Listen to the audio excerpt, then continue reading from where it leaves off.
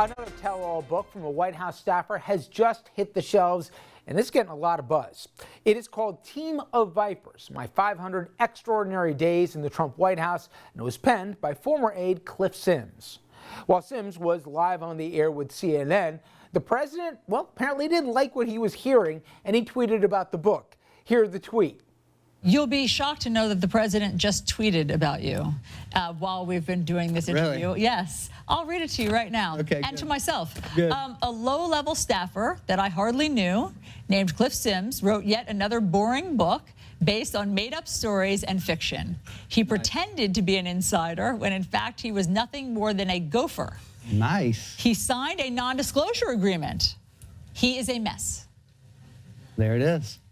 Look, I knew that was a possibility when I wrote this book, and you know what I said? My identity is not wrapped up in being a Trump staffer. Well, Cliff Sims, he joins me now.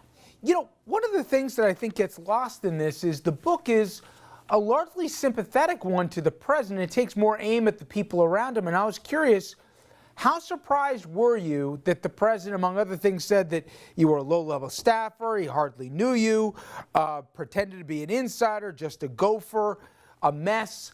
Were you taken aback by what he said about you and your book? No, I mean, it's hardly surprising based off of kind of history. I mean, we've seen this happen many times before. In terms of the way the president is portrayed in the book, I try to give a kind of an honest assessment or just an honest picture of what it's like to work with him. And some of those things I think are surprisingly good or different than maybe people think, and some of them are not as flattering. And it's like that for him. It's like that for the staff. It's like that for me in the book, to be honest.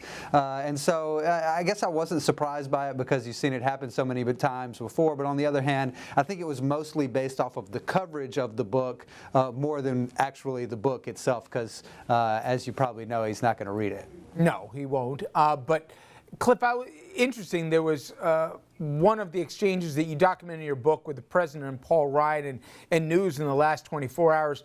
The president directly took Ryan privately to the woodshed, saying, why can't you be more loyal to your president? A lot of people would say for the last 2 years, Paul Ryan has bitten his tongue and gone along with the president. Yet yesterday, the president blamed Paul Ryan for not getting him his wall. It just seems, with 1,000 examples that I can bring up, that loyalty is a one-way street to the president. I'm curious, did people within the White House come to that conclusion as well? I think that's one of those things that's kind of tough when you're in that environment to fully wrap your head around that, and was something that I really concluded upon a lot of self-reflection after the fact. And so the last title of my book is titled Disposable, and the last line of the book was that I let my personal relationship blind me to the one unfailing truth of Trump world, and that is that we were all disposable, those of us who didn't share his last name. And so I think that's something that people have to come to terms with after the fact. I do think that the scene that you're talking about with Paul Ryan actually is pretty illustrative in the context of what's currently going on, because one of the things he said that while he was criticizing Paul Ryan, he said basically, look at Nancy Pelosi. You know, she keeps her people together. She knows a little word called loyalty. And when he said she knows a little word called loyalty, he meant she's able to get her people to always stick with her. And so he expressed some frustration, I think, with Paul Ryan and others in the Republican Party who break with him at times, while Nancy Pelosi is able to keep her folks together.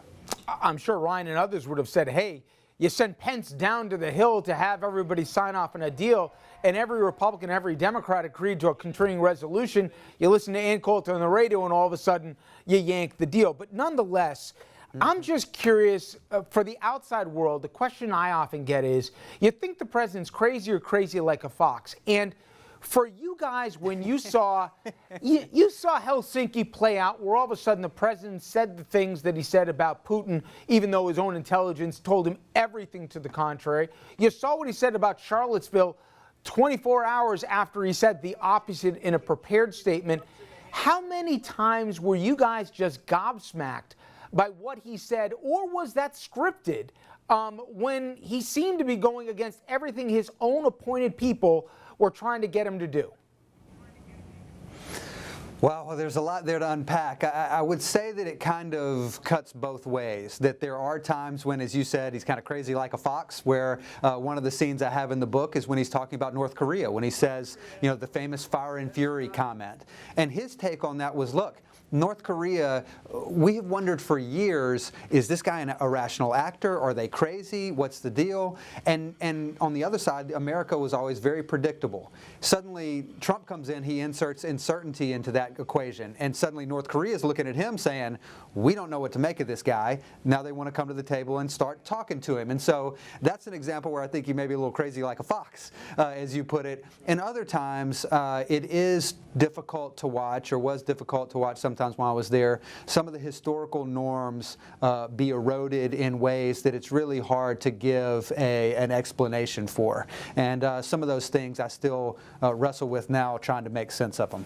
You know, and it always, to me on the outside, said, Cliff, he started off and there were some people, the quote-unquote adults in the room that they thought would be a major asset, that brought some experience in Washington and also for their respective specialties. Most, if not all, of those folks are gone. But how does Kellyanne Conway, how does, also Stephen Miller's of the world, how do they last, especially as you detail in the book? You know, the president abhorred leakers. He asked you, in fact, to come up with an enemy's or to find out who it could have been. She leaks incessantly, as you document in detail, but yet she's still there. Give me the rhyme and reason as to who survives and who doesn't. Yeah, so I think with Kellyanne and Stephen are two good examples, and there are different reasons for both of them. For Kellyanne, one thing that never goes out of style in Trump world is somebody that's willing to go on any channel, anytime, and defend him publicly. She's proven that she's willing to do that, so she gets to stick around. Stephen Miller shares a kind of gut-level policy instinct with the president on issues that he really cares about. Immigration, trade, foreign affairs. Stephen Miller and the president are ideologically aligned in a significant way there, where he's not with some of his other advisors. And Stephen Miller has proven himself to be kind of indispensable in the speech writing process. And so those are kind of two different reasons why those people, I think, have been able to last longer than some others who have more behind-the-scenes roles and have not proven themselves to be quite as indispensable to Trump as they have. When General Mattis said enough, in effect, what did the people that were there, you were there for the 500 days with this short administration, albeit, what did the people say when those that always put country first said, I found my line, I can't do this anymore, and there were others before him? Well, for me, I always looked at it as when you're a staffer, you have the opportunity to share your voice when you disagree, and then when the president makes a decision, if you disagree with that decision, you either subordinate your views to his and go with it, or you quit.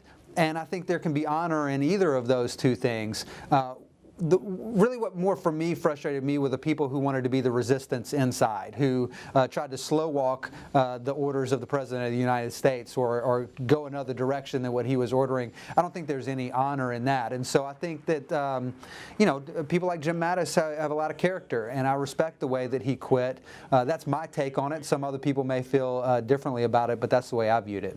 And Cliff, there obviously has been a lot of news recently with the president's attacks on his own intelligence. And specifically, even this week, we saw folks deliver briefings totally contradicting the president on both North Korea, Iran, ISIS, and I can go down the line.